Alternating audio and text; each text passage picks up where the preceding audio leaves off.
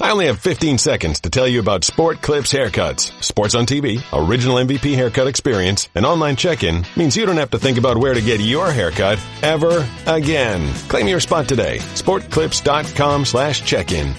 Golic and Wingo with you on ESPN Radio and ESPN2, presented by Progressive Insurance. All phone guests join us via the Shell Pennzoil Performance Line.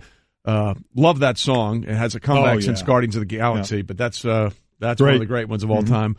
That's my alarm song, actually. Is it really? Yeah, every morning. Do love that song. It's a good one. Good karaoke song, too. Very, very good one.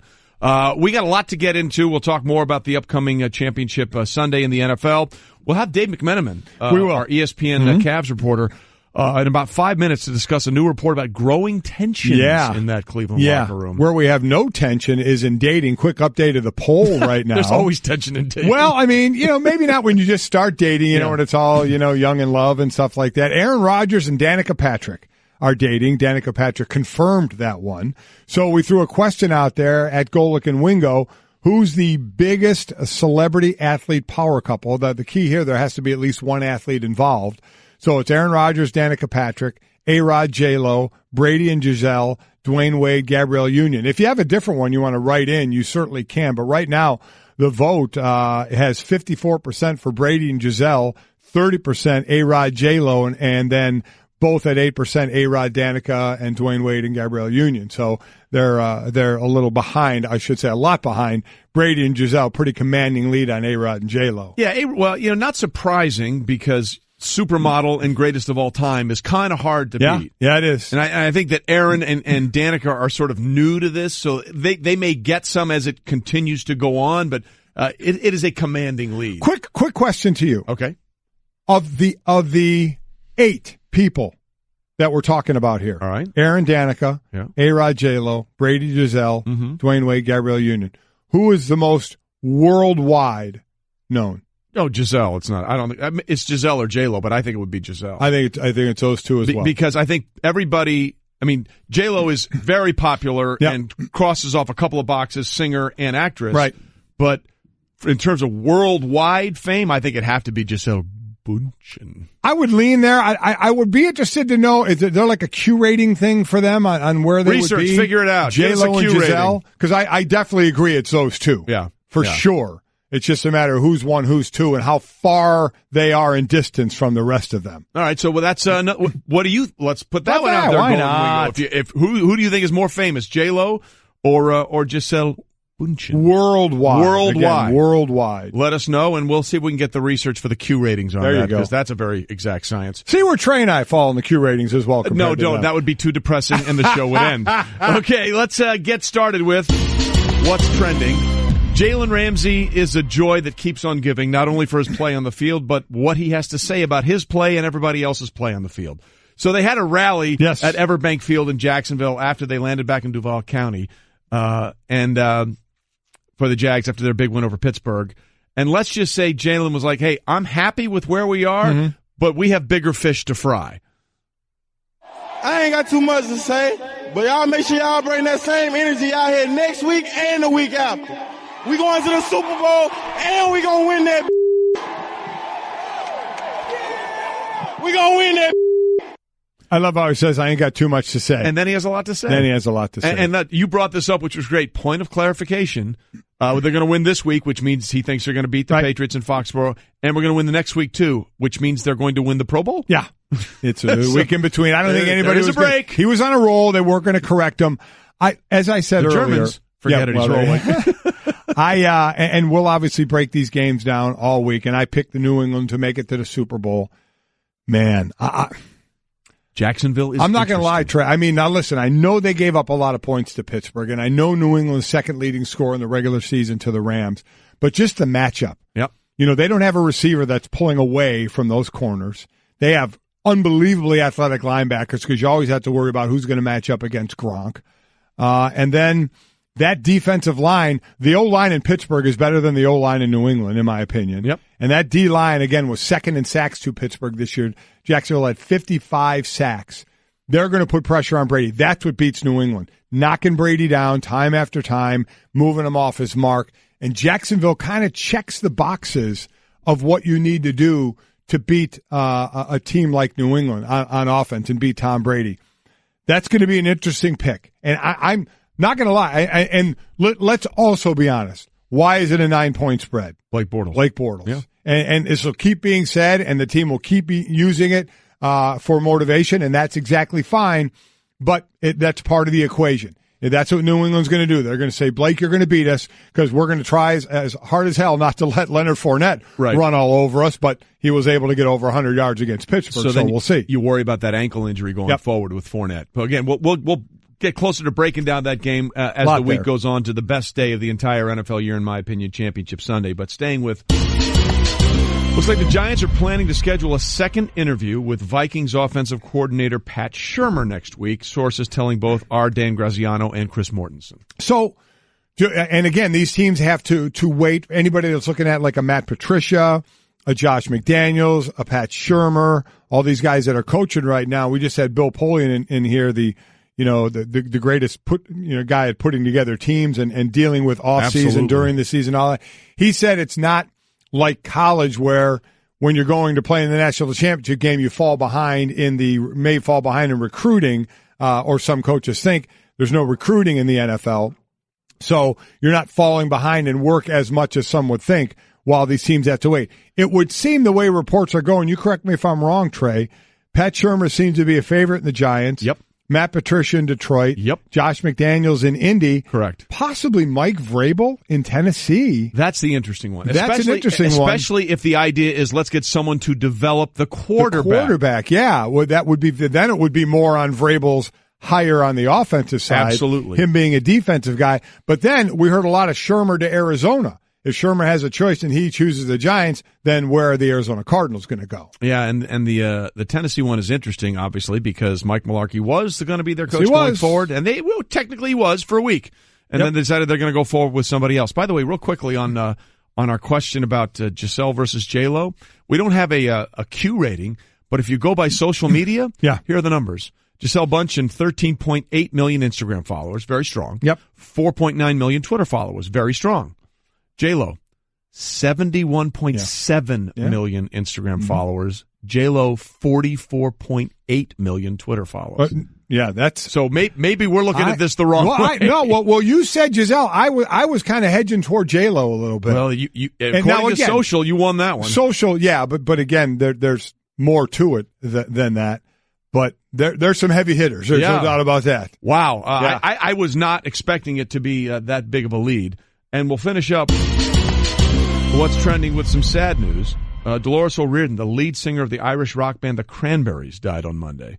A spokesman for the Metropolitan Police said on Monday that the police were called to a Park Lane hotel in Westminster about 9 o'clock in the morning, and that Miss O'Riordan was pronounced dead on the scene. Her death is not being treated as suspicious. The Cranberries, of course, rose to fame in the 90s. I think most people know their hit Linger. Right. That's the one that most people know. Zombie was also there.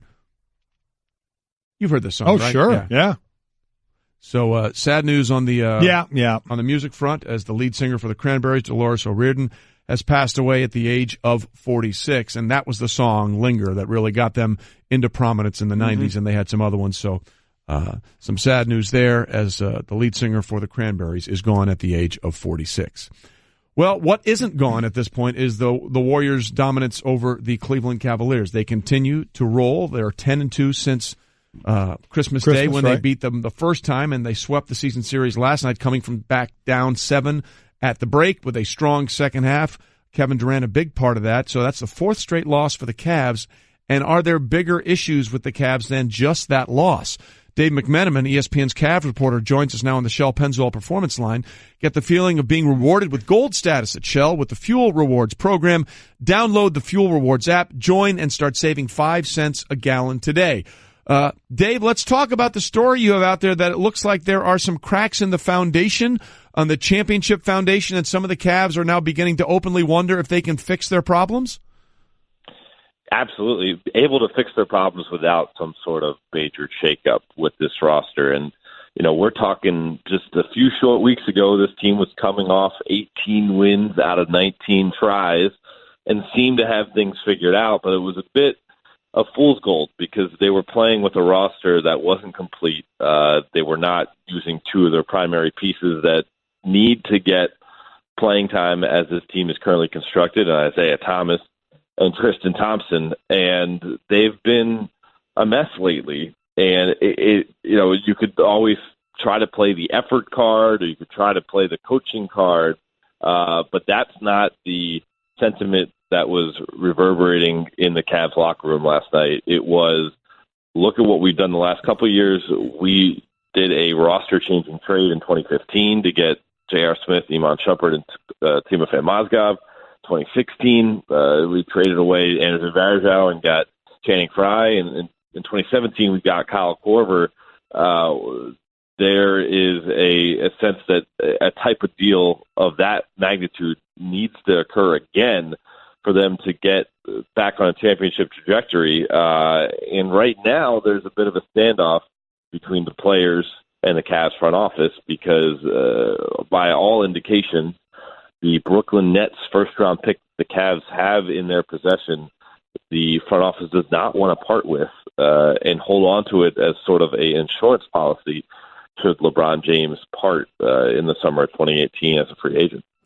So it seems like, Dave, that every year around this time we're talking about something on why the Cavs won't be able to do what we think they're going to do at the end of the year, and then at the end of the year they end up in the championships. But is it, and you've been there every step of the way, so does it seem more like this year that there are more realistic reasons why they may not be able to get to the finals than the other years?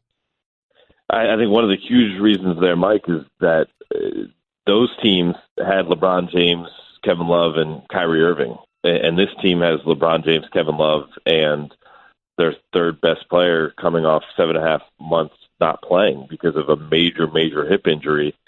And maybe Isaiah Thomas returns to All-Star form. And I think a lot of players are rooting for him to do so. But there's doubt about whether that's going to be a feasible scenario to occur in such a short time frame.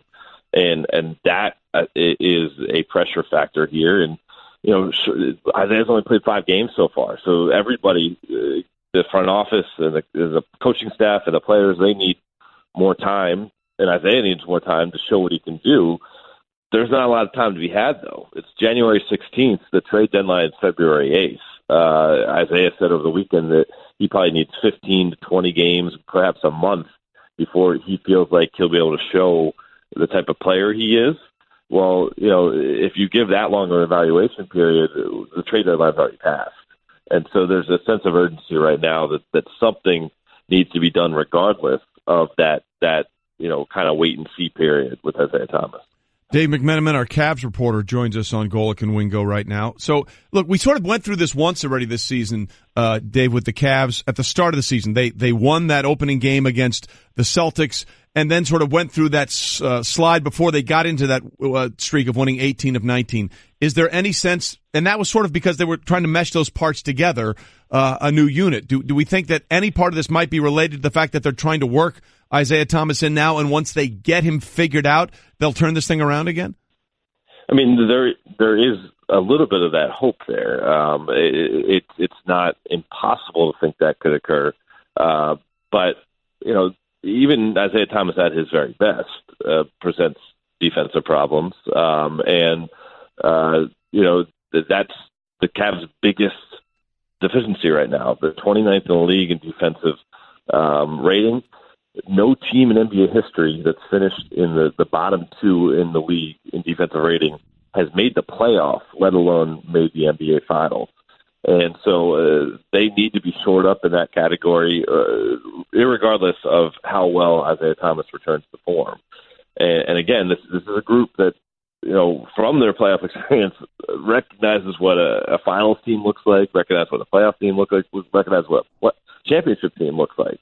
And when they look around at their personnel, several prominent players told ESPN and several other outlets last night that they don't have the group currently that's made up of what it would take to get back to the NBA Finals and win a championship. All right, Dave, well, let's do what we can do because we're not part of the organization. We can make a trade. In your mind, if they do pull off some kind of a move, what type of player, like position-wise and or who, would that be? They need players that will be able to play both sides of the ball and are multifaceted. Not players who are specialists, not players who, I know there's some clamoring out there because DeAndre Jordan's name has been in the trade machine seemingly since the first week of the season because he potentially could be a free agent this summer, and the Clippers may want to move on from his contract. But that's not necessarily the type of player that the Cavs believe can get them to where they want to get to. You got to think more of two-way players, and two-way players are valuable in the league right now. And it would take something major to pry a two-way player from a team that's out there that's certainly in contention. But a guy that's been mentioned, not by the players I spoke to, but by people around the league, is someone like Tyreke Evans in Memphis, someone like Kent Bazemore in Atlanta. I mean, those are the guys. Those are guys who can play both sides of the basketball. Problem with Bazemore is that he has a major contract right now, making upwards of $16-17 million a year, and that would be a huge financial burden for the Cavs to take on if they couldn't send out salary. And someone like Tyreke Evans has never been quite known for his defense, but certainly has the body and the potential skill set to provide that. But it could be teaching a player new habits on the fly, and that could be its own set of problems added to the mix of the problems they already have. So there's no magic bullet solution out there. I wouldn't say that in 2016 anyone thought that Channing Frye was the perfect fit, but he was an additional piece that helped them win games, and the team felt that they got reserves. They got help on the way, and it boosted morale. And that's also part of what's going on here. There's a lack of confidence in the players in what the front office has done thus far or potentially is capable of doing because it's unproven front office. They parted ways with David Griffin back in June. The GM, Kobe Altman, is the second youngest GM in the league right now, and I mean, he's fresh on the job. I think he's a savvy, smart, prepared guy, but until he proves it, that he can pull off a deal like this in this league, he's yet to do it. And that's part of what's at play here, too. Dave McMenamin with us. Dave, real quickly, before we let you go, after one of those losses, I can't remember which one of the last four, Ty Lue got up there and said, if there are agendas, we need to get rid of those agendas. Do we have any idea about what agendas he was alluding to?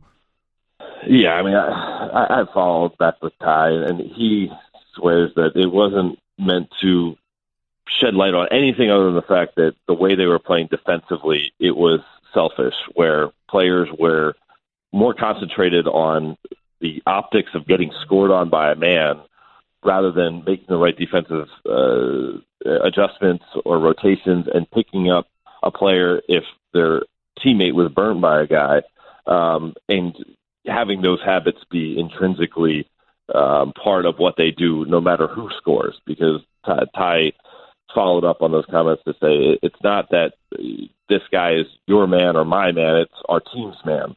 And until we approach our defense that way, we're going to struggle. And again, I mean, if you want to point to anything that's going on with this team, as I mentioned before, the defense is atrocious. And that takes a certain degree of trust for everyone involved to want to put yourself out there to help a teammate. Well, it's certainly the want to. Sometimes you have to wonder. Again, those back-to-back games where they lost by 25 points and no one's made it to won a championship or even made it to the finals, I think, that year with that stat. So we'll see what happens. Dave, we appreciate it. Thanks so much. Thanks, Dave. Thanks, guys.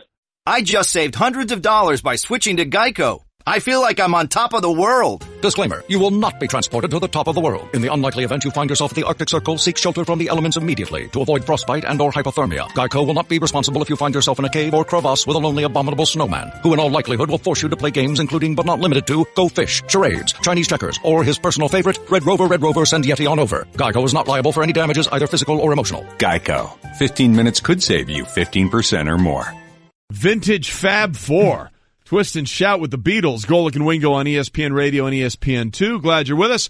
Presented by Progressive Insurance. Phone guests join us via the Shell Pennzoil Performance Line.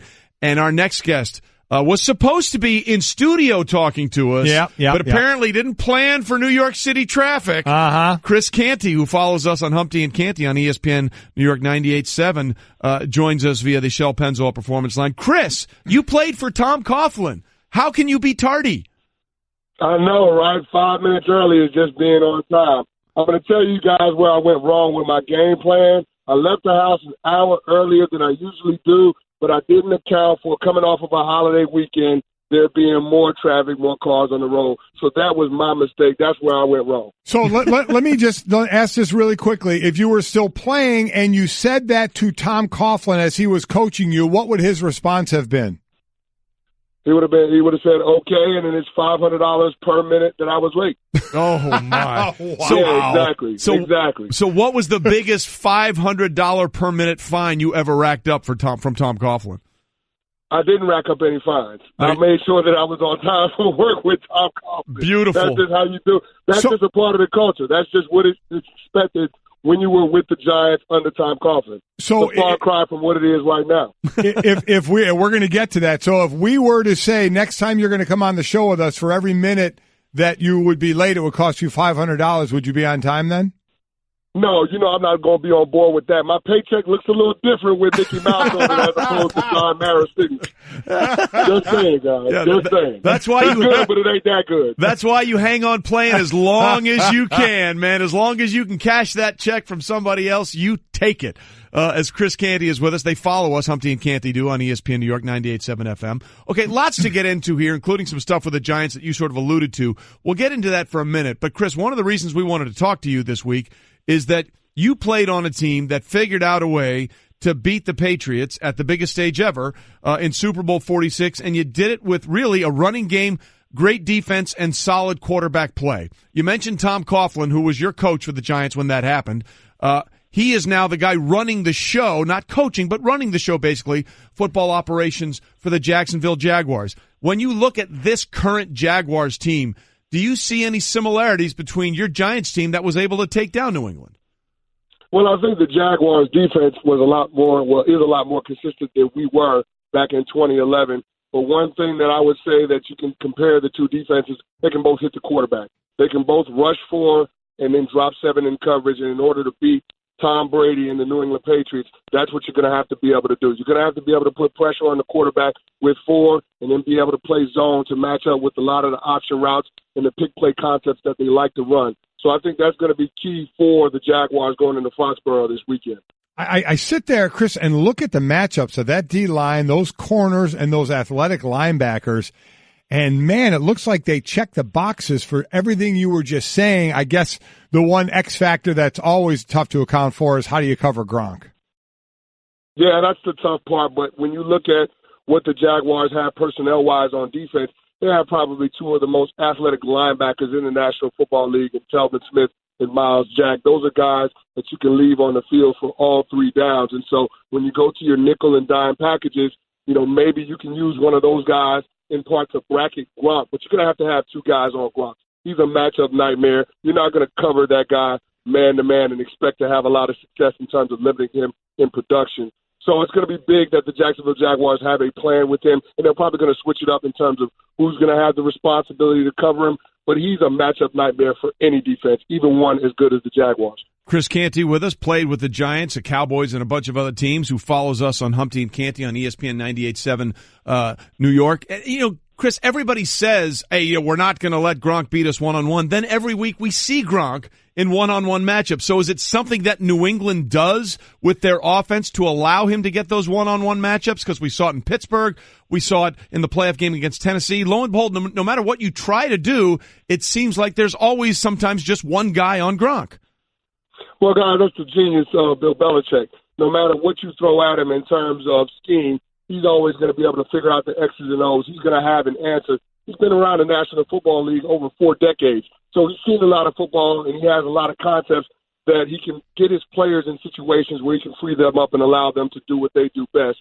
And when you got a 6'6", 260-pound tight end that can run like a deer, you're going to find ways through formation, through personnel groupings, to put him in situations where you can get him isolated and you can get him on somebody that he can take advantage of a one-on-one matchup. So I think it's just the genius of Bill Belichick in scheming things and making sure that he creates opportunities for his playmakers to do what they do best. Talking to Chris Canty, co-host Humpty and Canty on ESPN New York 98.7 FM. Fourth-round pick in the 2005 draft, won a Super Bowl with the Giants in 2011. So of the 5 openings, the Giants are one of them. The rumor and reports are Pat Shurmur. But forgetting a name right now, you see what's going on in New York. You got a little bit of lip service going on there with some guys in that locker room. Not the prettiest thing in the world going on. So forgetting names right now, what type personality coach do the Giants need right now? Well, Mike, I think you need a leader of men, somebody that can come in and command the respect of the players in that locker room. That's the biggest issue. Going into this season, I had a chance to talk to some of the guys on the defensive side of the ball, and they cited one of their main concerns being chemistry. And I thought the guys were crazy when they said that because it was a team coming off of an 11-5 season, and they had a tough loss in the wild card to a pretty good Green Bay team and a good quarterback in Aaron Rodgers. But then when I watched this season play out, you saw some of the things coming out in the media, players talking about one another in the locker room. And it's just they need somebody to come in there and reset the culture, to set the agenda, to establish a standard for these guys to adhere to. Because right now you don't have a lot of leadership in that locker room. It's something that needs to be addressed by the head coach and by the general manager. I think it's important that Dave Gettleman shares the same football philosophy as the incoming head coach, because those two guys got to be on the same page with all of the critical decisions that the Giants have to make this offseason. It sounds like they have to make a lot, not only in terms of the coach and the staff, but like who's going to be left over in that locker room, Chris? Yeah, you're talking about deciding what you're going to do with Eli Manning. He's got a big roster bonus that's due at the beginning of the league year in March. What are you going to do in terms of a contract extension with Odell Beckham Jr., Landon Collins, Eli Apple, the offensive line? You go down the list, there are a lot of decisions that you have to make, and you don't have a ton of cap space to go into the free agency market. So it's going to take a little bit of savvy by the general manager and the head coach. And I think they did the right thing by getting somebody that actually sat in the general manager's chair before in Dave Gettleman. Remember, he was the architect for the Carolina Panthers 2015 Super Bowl team. So I think that's important. But they got to make sure that the head coach and the GM have that synergy moving forward, because they got a lot of work to do with this team. Yeah, listen, that was, in our opinion, I think both, the only way to do it is to get the GM first and let him pick that coach. And then the reports are out there about Pat Shurmur, the OC in Minnesota, was a head coach with the Cleveland Browns back in 2011, 2012. If that is the guy, what do you know about him and enough to say that you think this would be a good fit for the Giants?